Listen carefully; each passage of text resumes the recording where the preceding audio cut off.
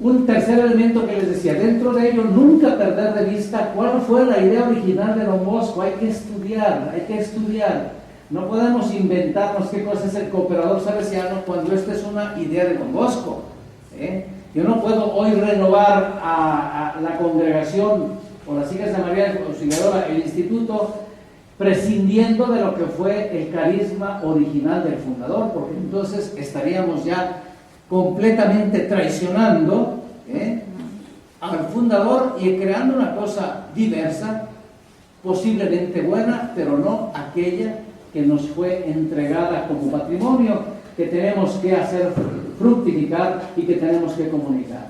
Entonces les decía, traten de garantizar la identidad salesiana, yendo siempre cada vez más a lo que fue la mente de Don Bosco, cuál fue su grande inspiración.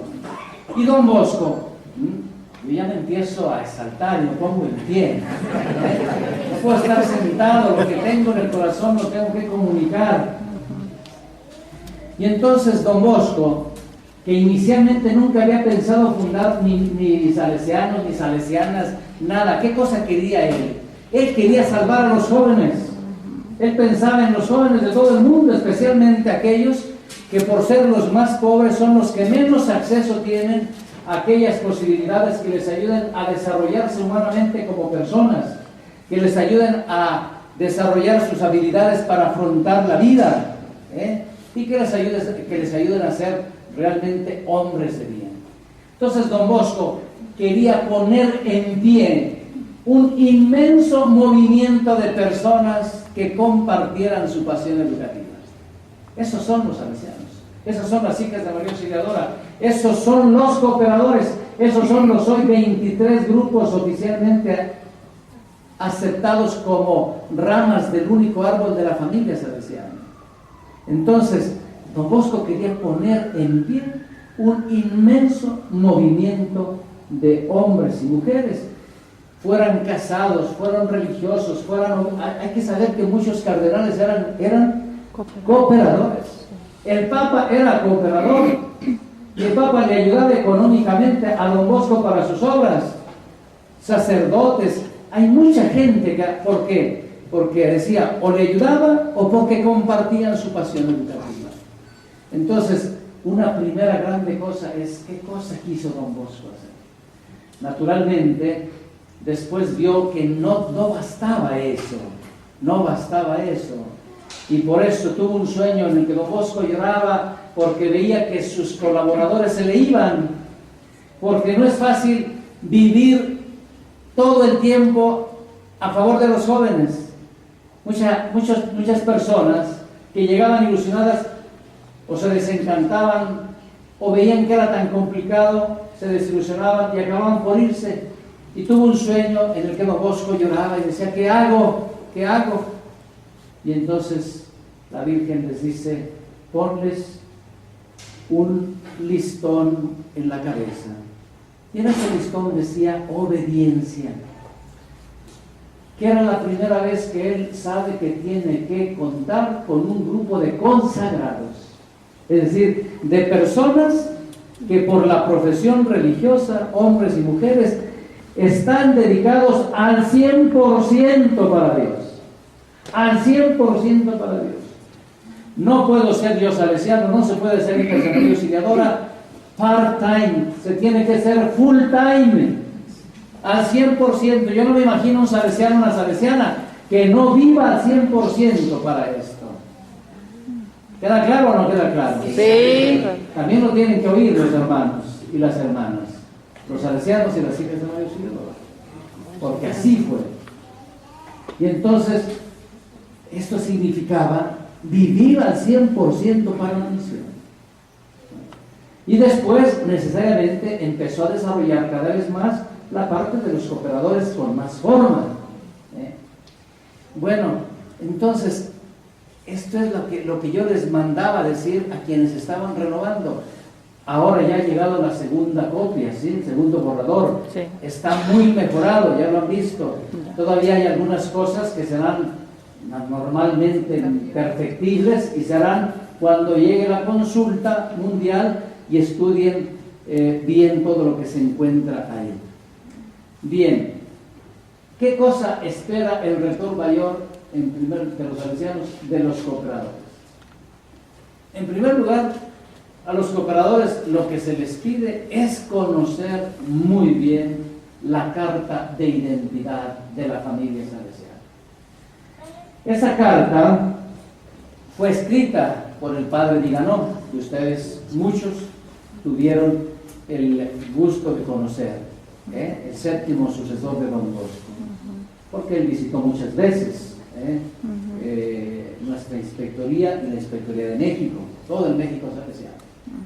Y don Viganó se sintió llamado a escribir aquella carta porque habiendo 23 grupos de la familia salesiana, había el peligro que se dijera, bueno, ¿y cuál es realmente aquellos elementos que nos identifican de manera que aun cuando seamos tan diversos, tengamos una fisonomía común?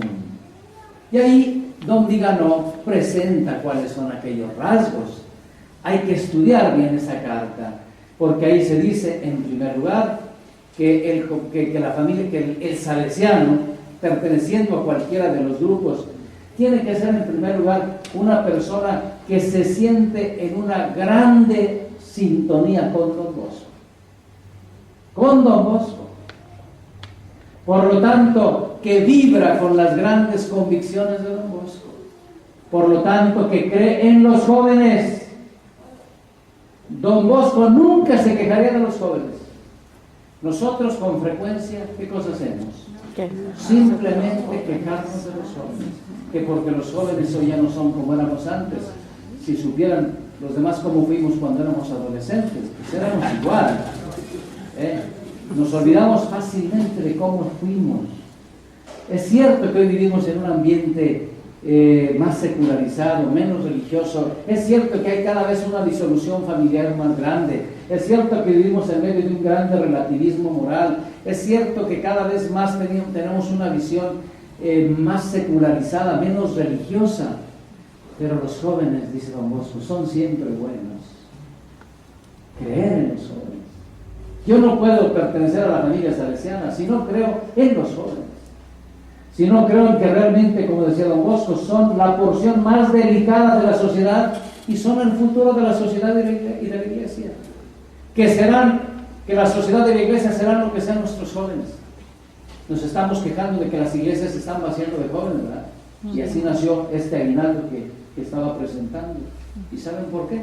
Porque hoy los jóvenes son hijos de papás religiosamente ignorantes. Ignorantes. Que no son capaces de comunicar una experiencia de Dios. Que no son capaces de hacer saber qué significa creer en Dios y que Dios sea el centro de nuestra vida. Y cada vez más estamos viviendo de esto. Entonces, creer en los jóvenes, creer sobre todo en que el regalo más grande que se le puede hacer a los jóvenes es la educación. La educación. Porque la educación es todo el arte de aprender a hacer que una persona se desarrolle, que alcance la plenitud de todo su potencial físico, psicológico, espiritual, intelectual, de habilidades, de todo. Don Bosco no se quedaría contento, por ejemplo, con una obra para formar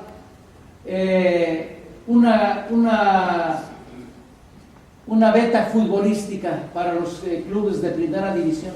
No, porque nosotros no somos canteras de ninguno, aunque haya habido muchos jugadores que hayan salido de nuestras obras, pero nosotros no somos canteras.